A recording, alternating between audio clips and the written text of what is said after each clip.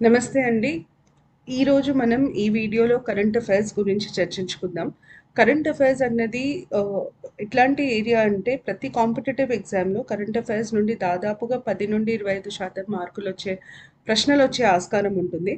Current affairs challenging అనిపిస్తది స్టూడెంట్స్‌కి. ఎందుకంటే చాలా చదవాలి. అసలు ఎక్కడి నుండి చదవాలి? ఎట్లా చదవాలి? ఏం అడుగుతారు? ఇవన్నీ తెలియదు.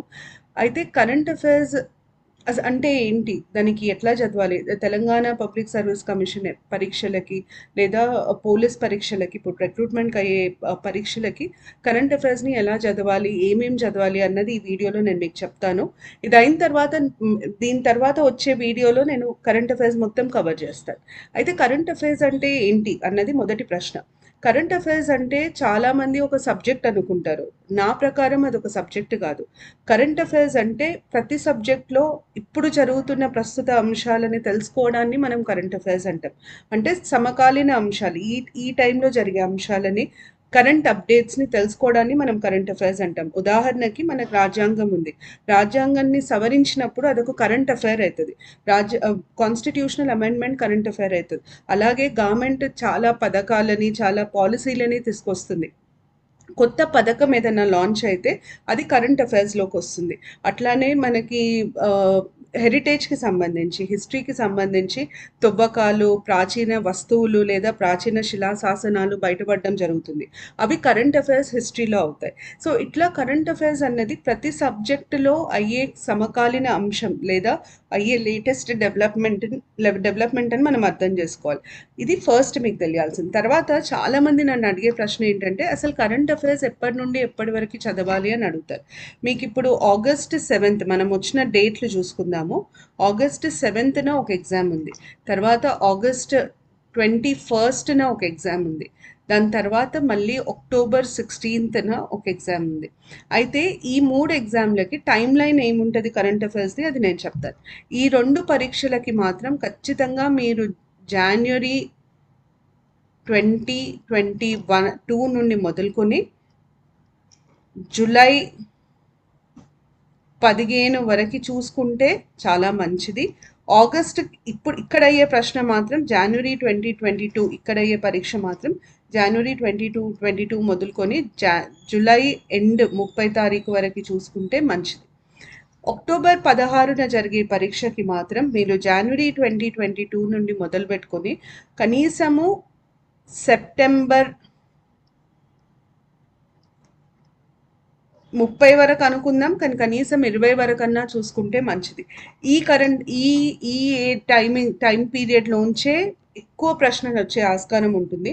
సో ఈ టైం పీరియడ్లో సమకాలీన అంశాలన్నీ మీకు మంచి అవగాహన ఉండాలి. అయితే చాలామందికి వచ్చే అనుమానం ఏంటంటే అసలు ఎక్కడ మొదలు పెట్టాలి, ఎలా చదవాలి అన్నది ఒక అనుమానం. ఈ రోజు నేను ఏం చేస్తానంటే ప్రతి సబ్జెక్ట్లో కరెంట్ అఫైర్స్ ఎట్లా ఫాలో అవ్వాలి, మనం ఎలా చదవాలి, నేను ఎట్లా మీకు వీడియోస్ చేసి పెడతాను, ఇవన్నిటి మీద మీకు ఒక అవేర్నెస్ ఒక ఒక ఓరియంటేషన్ ఇస్తాను. అయితే కరెంట్ అఫైర్స్లో మనము సబ్జెక్ట్ పరంగా వెళ్తే మనకు ఉన్నాయి 10 సబ్జెక్టులు. కానీ అట్లా వెళ్ళడం కంటే నేను యూజువల్గా చెప్పేటప్పుడు ఎట్లా చెప్తానంటే మీకు ఆ సబ్జెక్టులను కూడా చాలా ఇంకా వీలైనంత వరకు చిన్న చిన్న భాగాలుగా విభజిస్తాను.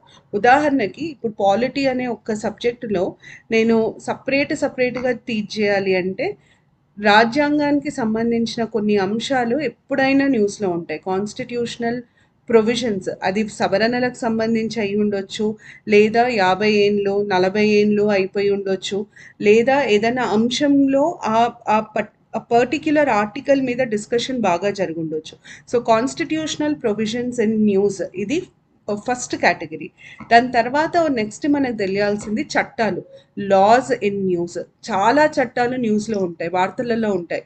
ఎలాంటి వార్తలలో ఉంటాయంటే ఒక కొత్త చట్టం వచ్చింది, న్యూ లా, లేదా ఉన్న చట్టాన్ని సవరించడం జరిగింది, అమెండ్మెంట్ టు అన్ ఎగ్జిస్టింగ్ లా, లేదా ఒక చట్టం కంటిన్యూస్గా ఒక అంశానికి సంబంధించి వార్తలో ఉంది. ఉదాహరణకి armed forces special powers act, దీనికి ఏ సవరణ జరగలేదు, దాన్ని ఏమీ చేయలేదు, కానీ ఆ పర్టిక్యులర్ లా చాలాసార్లు న్యూస్లో ఉండడం జరుగుతుంది.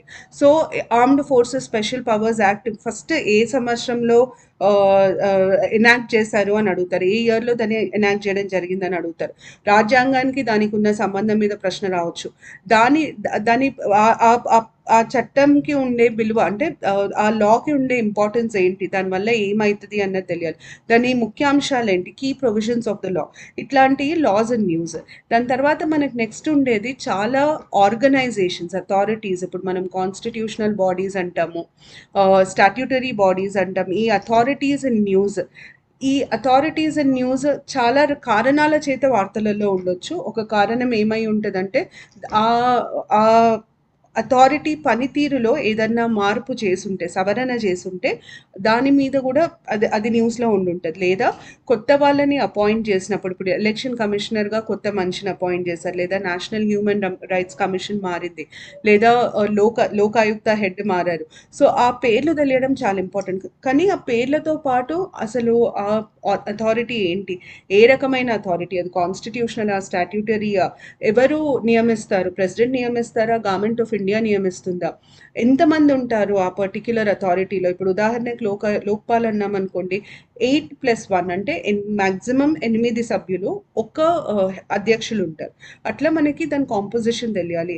ఎందుకు లోక్పాల్ ఎందుకు, లోక్ అదాలత్ ఎందుకు, నేషనల్ హ్యూమన్ రైట్స్ కమిషన్ ఎందుకు, దాని పనితీరు ఏంటి, ఇవన్నీ మనకి దాని బ్యాక్గ్రౌండ్లో తెలియాల్సి ఉంటుంది. అపాయింట్మెంట్స్ ఒకటి తెలియాలి. దాని తర్వాత అథారిటీస్ అండ్ న్యూస్ ఏదన్నా చేంజెస్ ఉండుంటే అథారిటీస్లో దానికి తెలియాలి. లేదా అథారిటీ ప్రముఖంగా ఏదన్నా అంశంలో వార్తలలో ఉండుంటే, ఇష్యూస్లో న్యూస్లో ఉంటే, ఉదాహరణకి ఎప్పుడు టెర్రరిజంకి సంబంధించి ఇట్లాంటి వాటికి సంబంధించి వార్తలు వచ్చినప్పుడు నేషనల్ ఇన్వెస్టిగేటింగ్ ఏజెన్సీ అనే ఒక సంస్థ గురించి చాలా చర్చిస్తారు. ఆ సంస్థనే గురించే మాట్లాడతారు, ఆ సంస్థనే పనిచేస్తుంది. లేదా ఈడీ అని అంటాం మనం, ఎన్ఫోర్స్మెంట్ డైరెక్టరేట్ గురించి ప్రస్తావన జరుగుతుంది. సో ఈ ఈడీ అంటే ఏంటి, లేదా ఎన్ఐఏ అంటే ఏంటి, ఇట్లాంటి అంశాలు అథారిటీస్ అండ్ న్యూస్లో తెలియాల్సి వస్తుంది. సో ఉట్టి పాలిటీ మీద మీరు చూసుకోండి, కరెంట్ అఫైర్స్ని మనం ఎన్ని భాగాలుగా విభజించవచ్చు. ఇంకొక చాలా ముఖ్యమైన భాగం, ఖచ్చితంగా ప్రశ్న వచ్చే భాగం ఏంటంటే కోర్టు జడ్జ్మెంట్. సుప్రీంకోర్టు చాలా ప్రముఖ కీలకమైన జడ్జ్మెంట్లు ఇవ్వడం జరుగుతుంది. హైకోర్ట్స్ కొన్ని కీలకమైన జడ్జ్మెంట్స్ ఇస్తారు.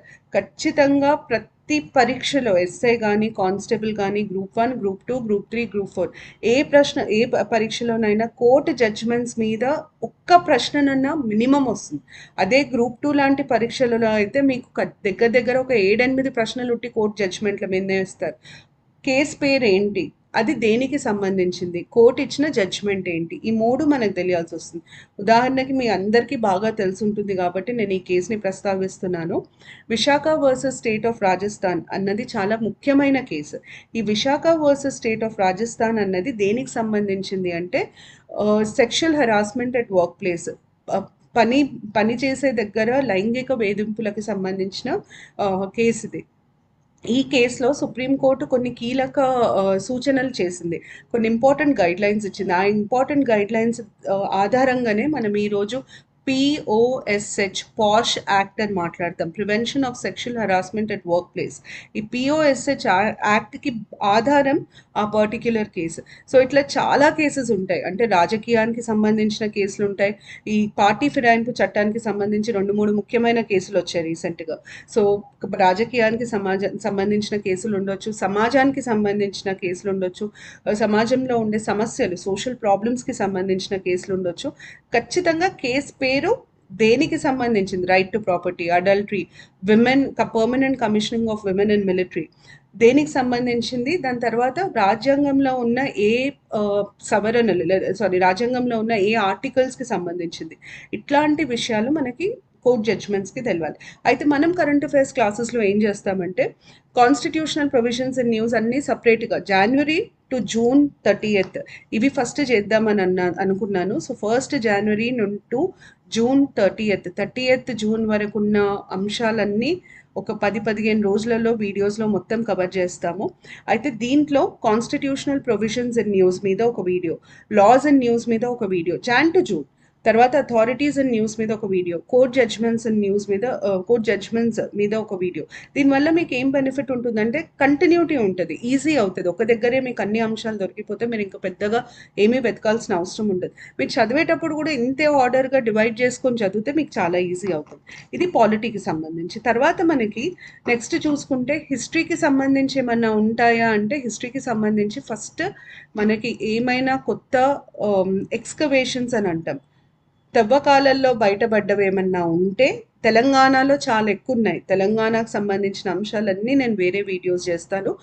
తెలంగాణకి సంబంధించి చాలా బయటపడుతున్నాయి. సో ఎక్స్కవేషన్స్ వచ్చినప్పుడు అసలు ఎక్కడ బయటపడ్డది, ఏ లొకేషన్లో బయటపడింది, దాని తర్వాత ఏ కాలానికి చెందింది, అంటే ఏ రాజుల పాలనకి చెందింది, ఏ కాలానికి చెందింది, ఏం బయటపడింది, వాట్ ఆర్టిఫాక్ట్, ఇన్స్క్రిప్షన్, ఏం బయటపడింది, తర్వాత ఏ కాలానికి చెందింది, ఇట్లాంటి డీటెయిల్స్ మనకు తెలుసుకోవడం చాలా చాలా ఇంపార్టెంట్. ఇంకొకటి ఏంటంటే మనం మైల్ స్టోన్స్ అని అంటాం. మైల్ స్టోన్స్ అంటే ఏంటి, 50 ఏళ్ళు పూర్తయింది, 25 ఏళ్ళు పూర్తయింది, 100 సంవత్సరాలు పూర్తయింది, 75 ఏళ్ళు పూర్తయింది.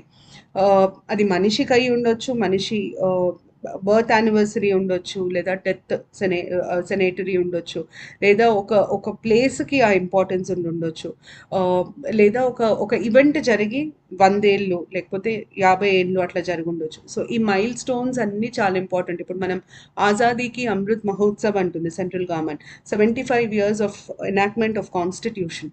సో అట్లా మనకు ఆ మైల్ స్టోన్స్లో గవర్నమెంట్ ఏం చేస్తుంది అంటే ఒక స్టాంపు విడుదల చేయడము, లేకపోతే ఒక స్కీమ్ని ప్రకటించడం, ఒక ప్రాంతం పేరుని మార్చి ఆ వ్యక్తి పేరు కానీ అంశం పేరు కానీ పెట్టడం, ఇట్లాంటివి జరుగుతాయి. అవి మనకి తెలిసి ఉండాలి. ఇది హిస్టరీకి సంబంధించిన కరెంట్ అఫైర్స్. దాని తర్వాత నెక్స్ట్ మనము ఇంకా దీన్ని డీటెయిల్డ్గా మనం డివైడ్ చేసుకోవాలి అంటే, మీకు ఖచ్చితంగా ఒక్క ప్రశ్ననన్నా వచ్చే ఒక అంశం ఏంటంటే ఇంపార్టెంట్ డేట్స్. ఇవి జాతీయంగా ప్రాముఖ్యత పొందిన రోజులు కావచ్చు, అంతర్జాతీయ ప్రాముఖ్యత ఉన్న రోజులు కావచ్చు, ఏవన్నా కావచ్చు, కానీ ఇంపార్టెంట్ డేట్స్. ఉదాహరణకి మనం వరల్డ్ ఎన్వైరన్మెంట్ డే అని అంటాం, వరల్డ్ ఓషన్ డే అని అంటాం, నేషనల్ ఓటర్స్ డే అంటాం, national day of girl child అంటాం, ఇంటర్నేషనల్ విమెన్స్ డే అని అంటాం, ఇంటర్నేషనల్ డిజబిలిటీ డే అంటాం, ఆటిజం డే అంటాం. ఇట్లా మనకి చాలా రోజులు ఉంటాయి. సో ఇంపార్టెంట్ డేట్స్, ఆ డేట్ తెలియాలి, ఏ రోజుని మనం అట్లా అబ్జర్వ్ చేస్తామో తెలియాలి. డేట్ అబ్జర్వ్డ్ యాజ్, ఏమని మనం దాన్ని అబ్జర్వ్ చేస్తున్నాం, అబ్జర్వ్డ్ యాజ్ నేను ఇంతకుముందు చెప్పినట్టు వెట్లాండ్స్ డే ఉంటుంది, వరల్డ్ ఎన్వైరన్మెంట్ డే ఉంటుంది, వరల్డ్ ఓషన్ డే ఉంటుంది, తర్వాత విమెన్కి related international women's day, senior citizens, children related, ఇంతమందికి రిలేటెడ్ ఉంటాయి. సో అబ్జర్వ్డ్ యాజ్ తెలియాలి. తర్వాత ప్రతి డేకి ఒక థీమ్ ఉంటుంది, అంటే ఆ రోజు మేము ఈ అంశంలో దీని మీద ఎక్కువ ధ్యాస పెట్టబోతున్నాం.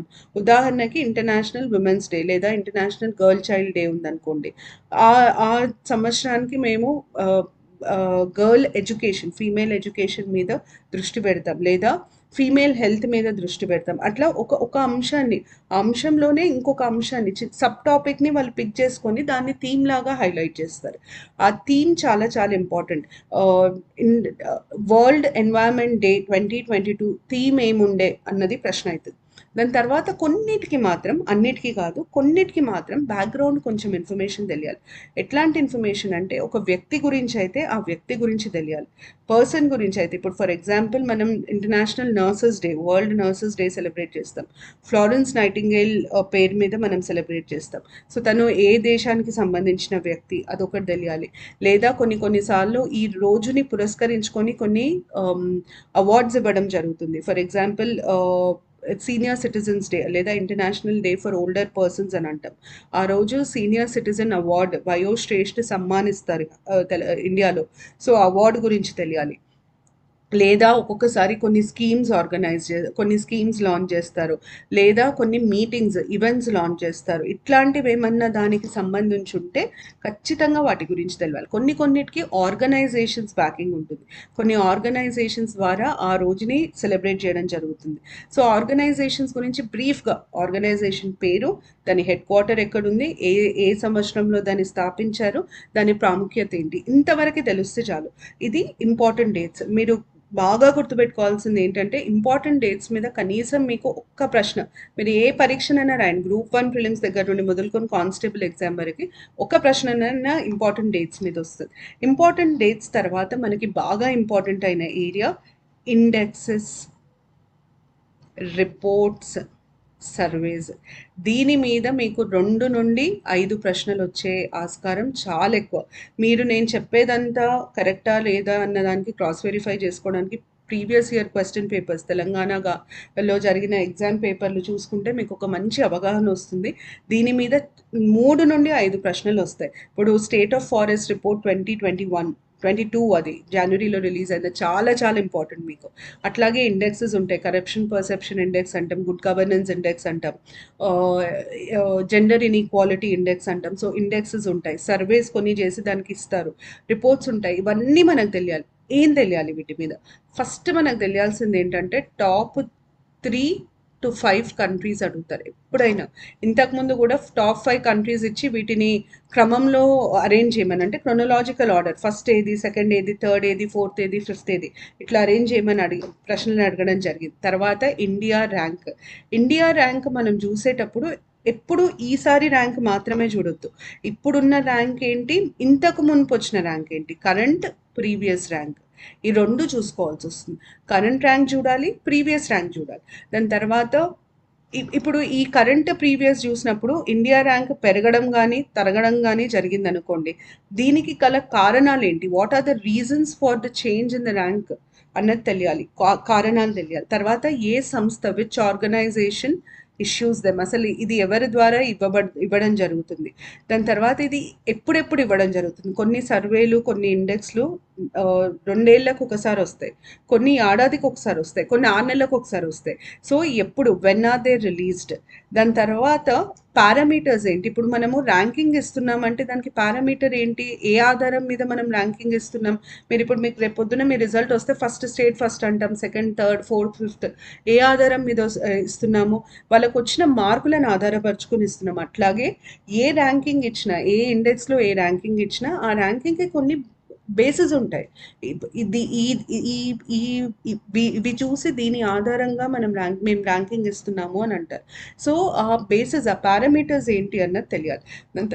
ఈ సంస్థ పేరుతో పాటు సంస్థ హెడ్ క్వార్టర్స్ ఎక్కడున్నాయి అన్నది ఒకటి తెలియాలి. ఈ అంశాలు మీరు ఖచ్చితంగా చూసుకోవాలి. మన దేశానికి సంబంధించి ఏ స్పెసిఫిక్ పాయింట్ వచ్చినా స్పెసిఫిక్గా మనకు తెలియాలి. మన రాష్ట్రానికి సంబంధించి ఏదైనా స్పెసిఫిక్గా వస్తే కూడా కంపల్సరీగా తెలియాలి. ఇది ఇండెక్సెస్, రిపోర్ట్స్, సర్వేస్, ఇది చాలా చాలా ఇంపార్టెంట్. దాని తర్వాత ఖచ్చితంగా నెక్స్ట్ అడిగేది ఏంటంటే ఈవెంట్స్ అన్నది ఒక పెద్ద పదం, ఎందుకంటే నేను దీని కింద చాలా చెప్తాను. సమిట్స్ చెప్తాను, మీరు సమిట్స్ విని ఉంటారు. G20 సమిట్ అంటాం, బ్రిక్స్ సమిట్ అంటాం, సమావేశాలు. Summits important. దాని తర్వాత కొన్ని ఇనాగ్యురేషన్స్ అవుతాయి, కొన్ని కీ ప్లేసెస్, కొత్త హాస్పిటల్స్ కానీ, కొత్త రీసెర్చ్ సెంటర్స్ కానీ. So inaugurations important. So summits, inaugurations, meetings, కొన్ని మీటింగ్స్ జరుగుతాయి, మీటింగ్స్ ఇట్లాంటివన్నీ ఈవెంట్స్లో వస్తాయి. ఎప్పుడైనా ఇక్కడ జరిగింది అన్నది ముందు అడుగుతారు. సమ్మిట్స్కి కూడా వెన్యూ చాలా ఇంపార్టెంట్. సమ్మిట్స్ అన్నప్పుడు వాటి వెనక ఒక ఆర్గనైజేషన్ ఉంటుంది, బ్రిక్స్ లేదా G20, G7, organisation of Islamic countries, African union, ఇట్లాంటి వాటికి ఏమవుతుందంటే మీకు గ్రూప్ 1, గ్రూప్ 2లో ఇంటర్నేషనల్ ఈవెంట్స్ అని ఒక టాపిక్ ఉంది. సెకండ్ టాపిక్ మీకు జనరల్ స్టడీస్లో అదే ఉంటుంది. అయితే చాలా మటుకు పిల్లలు అసలు ఇంటర్నేషనల్ అంటే సపరేట్గా మళ్ళీ చదవాలేమో, మళ్ళీ చాలా అది ఇంపార్టెంట్ అవుతుందేమో అని చాలామంది అనుకుంటారు. కానీ నిజం చెప్పాలంటే మీరు అవి ఏమీ చదవాల్సిన పని లేదు. కరెంట్ అఫైర్స్లో ఒక సంస్థ వార్తలలో ఉన్నప్పుడు ఆ సంస్థకి సంబంధించి ప్రతి అంశం తెలుసుకోవడం చాలా ఇంపార్టెంట్. మనకి కరెంట్ ఇంటర్నేషనల్ ఆర్గనైజేషన్స్ దగ్గర దగ్గర ఒక 20 ఉంటాయండి. యుఎన్కి సంబంధించిన ఆర్గనైజేషన్స్, బ్రిక్స్, సార్క్, ఏసియాన్, బిమ్స్టెక్, ఇట్లా ఒక 20-25 ఆర్గనైజేషన్స్ ఉంటాయి. ప్రతి ఆర్గనైజేషన్ పేరు ఇక్కడ స్థాపించబడింది, ఎప్పుడు స్థాపించబడింది, ఆ స్థాపించడానికి ఏదో ఒక అగ్రీమెంట్ కారణమై ఉంటుంది. ఆ అగ్రీమెంట్ పేరేంటి, ఆ స్థాపించబడ్డప్పుడు ఉన్న సభ్యులెవరు, తర్వాత జాయిన్ అయిన సభ్యులెవరు, ఇండియా సభ్యత్వం ఉందా లేదా, ఒకవేళ ఇండియాకి సభ్యత్వం ఉంటే ఎప్పుడు ఇండియా సభ్యుడైనట్టు, అంటే ఎప్పుడు సభ్యురాలైంది, ఏ ఏ టైంలో అయింది, అదొకటి తెలియాలి. ఇండియా స్టేటస్ బేసిక్గా ఆర్గనైజేషన్ అదొకటి తెలియాలి. ఆర్గనైజేషన్ ఇప్పటివరకు చేసిన కీలక నిర్ణయాలు లేదా తీసుకున్న కీలక నిర్ణయాలు లేదా పనులు. ఉదాహరణకి న్యూ డెవలప్మెంట్ బ్యాంక్ అని అంటాం. ఎన్డీబీ అన్నది బ్రిక్స్ ద్వారా స్థాపించబడ్డ సంస్థ. అలాగే ఎఫ్ఐటిఎఫ్ అని మీరు బాగా న్యూస్లో వినుంటారు.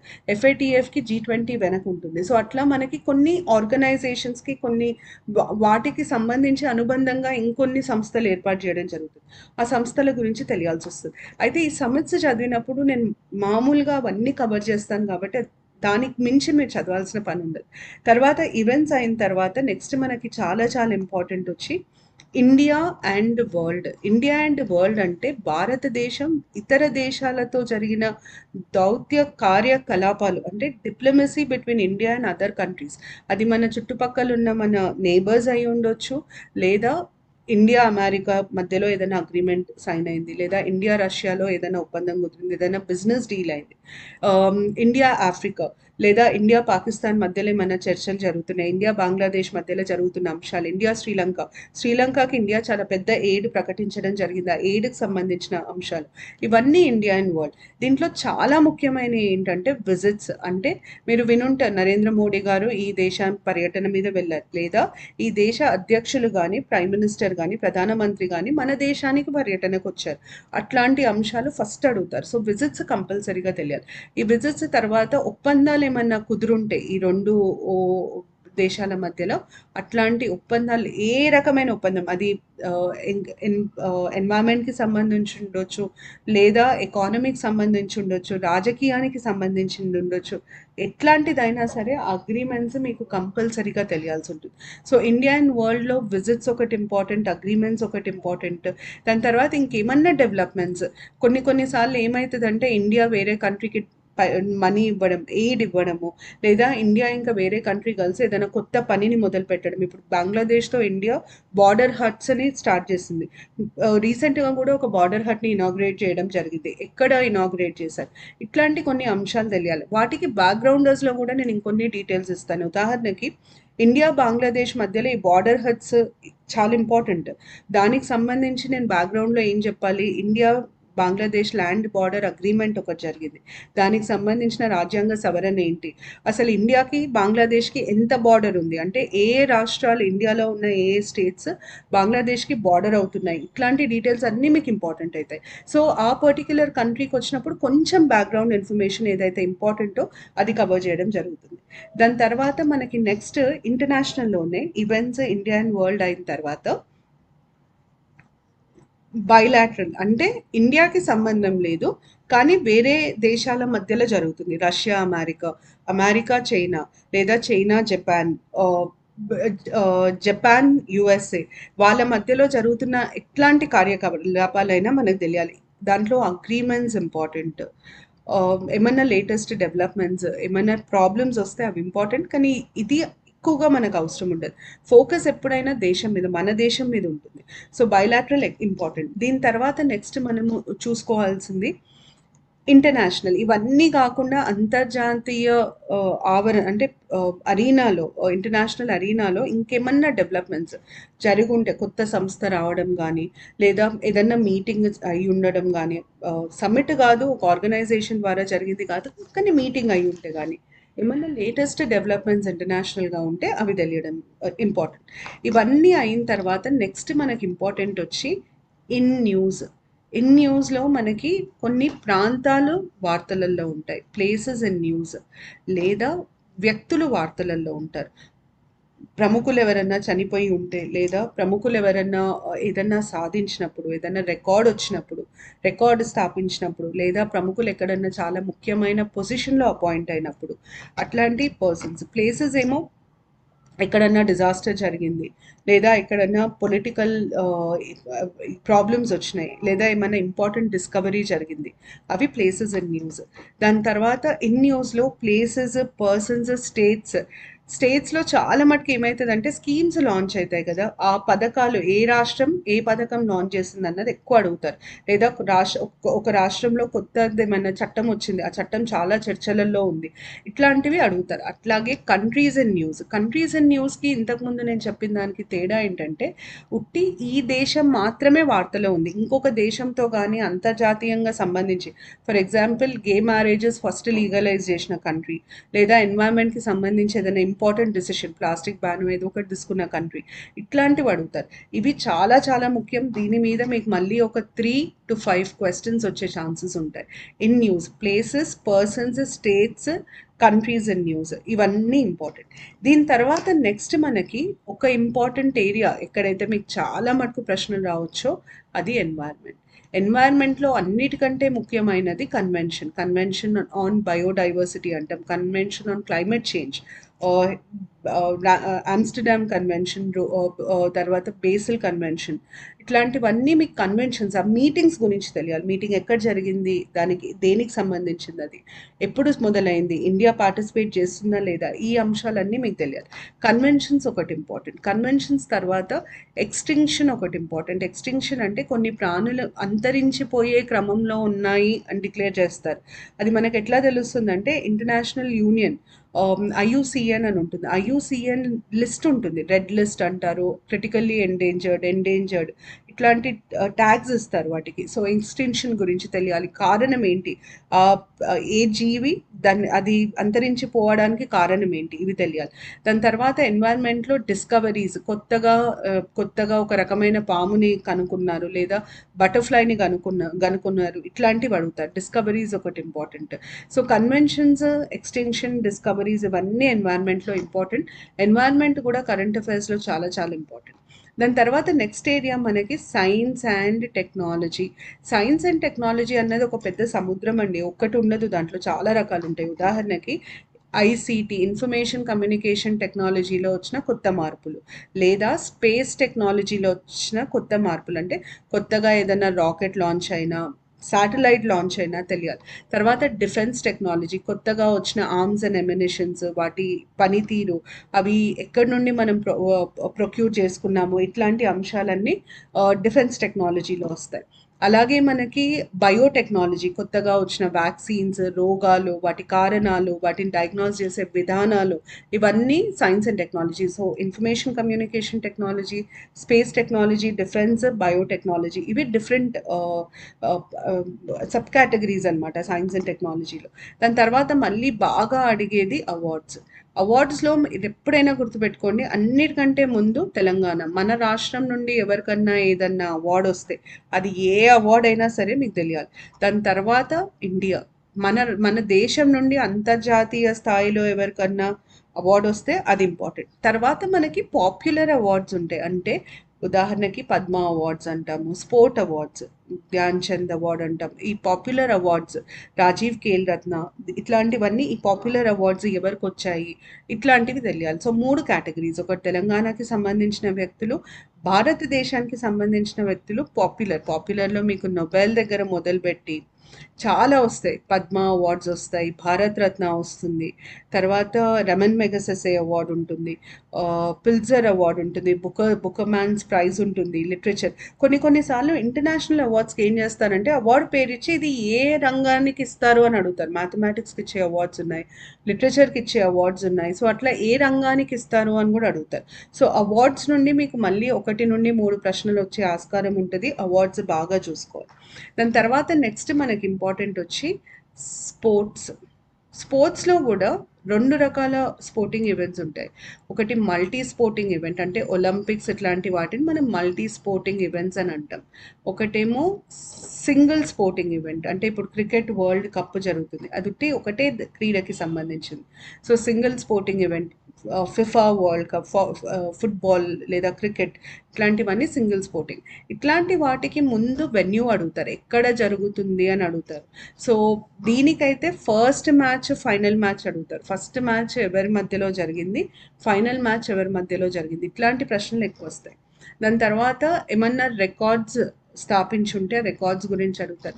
తర్వాత స్పోర్ట్స్ పర్సన్స్ అండ్ న్యూస్. తెలంగాణకి సంబంధించి దీని మీద ఎక్కువ ప్రశ్నలు వచ్చే ఆస్కారం ఉంటుంది. అంటే తెలంగాణకి సంబంధించి క్రీడా రంగంలో ఉన్న వ్యక్తుల పేర్లు, వాళ్ళు ఏ క్రీడకి చెందిన వాళ్ళు, ఇది ఖచ్చితంగా కనీసం ఒక ప్రశ్న వస్తుంది.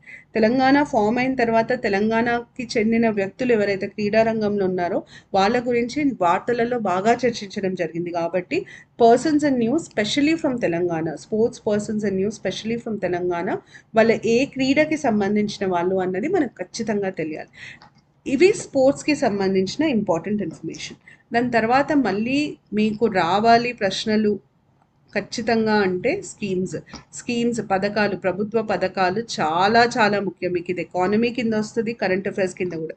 ఫస్ట్ మీకు ప్లేస్ ఆఫ్ లాంచ్, ఎక్కడ లాంచ్ చేశారు అసలు అన్నది తెలియాలి. కొన్ని ప్లేసెస్లలో లాంచ్ చేస్తారు. ఇప్పుడు దళిత బంధు ఉంది, ఎక్కడ లాంచ్ చేశారు.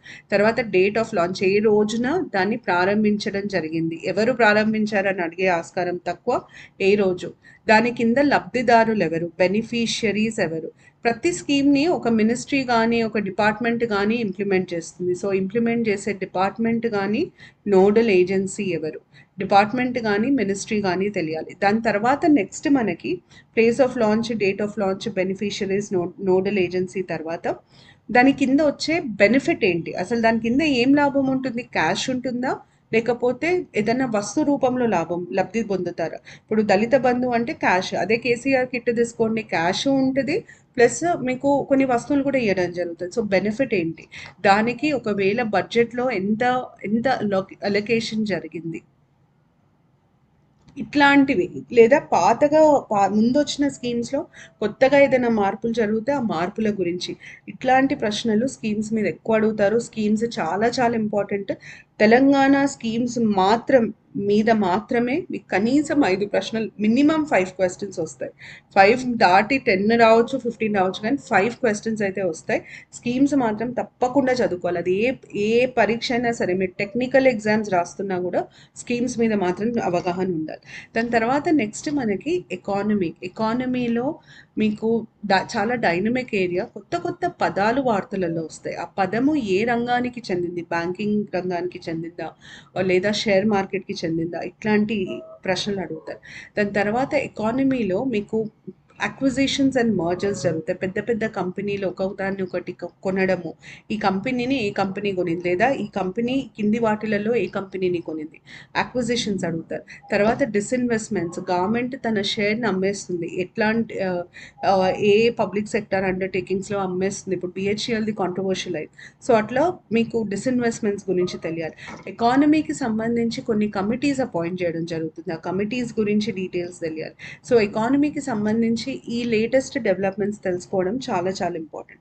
దాని తర్వాత మనకి కల్చర్ ఇంతకుముందు కూడా నేను హిస్టరీలో కొన్ని చెప్పాను, కానీ ఫెస్టివల్స్ ఏమన్నా ఉంటే వాటిని ఖచ్చితంగా అడుగుతారు. ఫెస్టివల్స్ మన రాష్ట్రంలోనే కాకుండా బయట ఏమైనా ఫెస్టివల్స్ ఉన్నా కూడా వాటిని అడిగే ఆస్కారం ఎక్కువ ఉంటుంది. కాబట్టి వాటి గురించి కూడా తెలియాలి. ఇవన్నీ కాకుండా తెలంగాణకి సంబంధించిన కరెంట్ అఫైర్స్ సపరేట్గా చదువుకుంటే బెటర్, ఎందుకంటే దీని మీద ఎక్కువ ప్రశ్నలు వచ్చే ఆస్కారం ఉంది. దీంట్లో నేను ప్రతి ఒక్కటి కవర్ చేస్తాను. పర్సన్స్ అండ్ న్యూస్, స్కీమ్స్ ఏమన్నా కొత్తగా వస్తే, తెలంగాణలో ఏమన్నా ప్రాంతాలు వార్తలలో ఉండుంటే, ప్లేసెస్ అండ్ న్యూస్, ఏమన్నా ముఖ్యమైన ఈవెంట్స్ జరుగుంటే, ఇప్పుడు మీటింగ్స్, ఇనాగ్యురల్స్, ఇన్వెస్ట్మెంట్స్, తెలంగాణలో మీరు చదువుంటే తెలంగాణలో ఈ కంపెనీ ఇన్వెస్ట్ చేసింది, లేదా వరల్డ్ ఎకనామిక్ ఫోరంలో తెలంగాణకి ఇన్ని ఇన్వెస్ట్మెంట్స్ వచ్చాయి, ఆ వరల్డ్ ఎకనామిక్ ఫోరంలో ఏ కంపెనీ ఎంత ఇన్వెస్ట్ చేస్తానని కమిట్ చేసింది. సో ఇన్వెస్ట్మెంట్స్, తెలంగాణకు వచ్చిన అవార్డ్స్, ఇవన్నీ ముఖ్యమైనవి. ఇవన్నీ నేను సపరేట్గా తెలంగాణ అంశం కింద కవర్ చేస్తాను. సో ఇది మనం కరెంట్ అఫైర్స్లో మనకు రావాల్సింది. ఇట్లా మీరు చదవాలి. నేను కొన్ని ప్రశ్నలు కూడా మీకు చెప్పాను ఇట్లా అడిగే ఆస్కారం ఉంటుంది అని. ఇట్లా మీరు చదివితే కరెంట్ అఫైర్స్ మీకు చాలా ఈజీ అవుతుంది. డివైడ్ చేసి చదవాలి. ఎప్పుడైనా గుర్తుపెట్టుకోండి, ఏ ఎగ్జామ్కి మీరు ప్రిపేర్ అవుతున్నా కూడా చాలా ముఖ్యం ఏంటంటే అసలు ఈ ఎగ్జామ్కి ఈ అంశం మీద ఎలాంటి ప్రశ్నలు వస్తాయి అన్న ఒక అవగాహనతో చదివితే మీకు గుర్తుపెట్టుకోవడానికి చాలా ఈజీ అవుతుంది. అంటే నేను ఓకే ఇది ఈ ఎగ్జామ్లో ఇట్లాంటి క్వశ్చన్ ఈ టాపిక్ మీద వస్తుంది, సో నేను ఇవి గుర్తుపెట్టుకోవాలి అని మీ మైండ్కి మీరు చెప్తున్నారు. సో ఎట్లాంటి క్వెషన్స్ వస్తాయి అన్నది తెలియాలి. అది తెలిస్తే మనం ఎంత చదవాలి, ఎట్లా చదవాలి అన్న దాని మీద అవగాహన వస్తుంది. కరెంట్ అఫైర్స్ గ్రూప్స్‌కి ఎప్పుడైనా గ్రూప్స్‌కి కానీ, state public service commission exams కానీ, పోలీస్ పరీక్షలకు కానీ ఎప్పుడైనా ఫ్యాక్ట్ బేస్డ్ ఉంటాయి. అంటే ఎక్కువ ఫ్యాక్ట్స్ అడుగుతారు. జరిగిన అంశాలను అడుగుతారు. కాబట్టి మీరు వీలైనంత వరకు ఎక్కువ రివైజ్ చేసుకుంటే మంచిది. ఇది కరెంట్ అఫైర్స్‌కి సంబంధించిన ఇన్ఫర్మేషన్. ఇన్ఫర్మేషన్ మీకు ఒక దిక్సూచిలాగా పనిచేస్తుంది. అంటే ఈ సమాచారాన్ని మీరు ఒక దిక్సూచిలాగా తీసుకొని మీరు కరెంట్ అఫైర్స్ ప్రిపేర్ అవ్వడం మొదలుపెట్టొచ్చు. మీరు ఈ క్లాసెస్ చూస్తే మీకు కరెంట్ అఫైర్స్ చాలా ఈజీ అవుతుంది. అంటే ఒక బుక్ చదివే కంటే వింటే ఈజీ అవుతుంది కాబట్టి చూడండి. మీకు ఖచ్చితంగా దానివల్ల లాభం జరుగుతుంది. Thank you.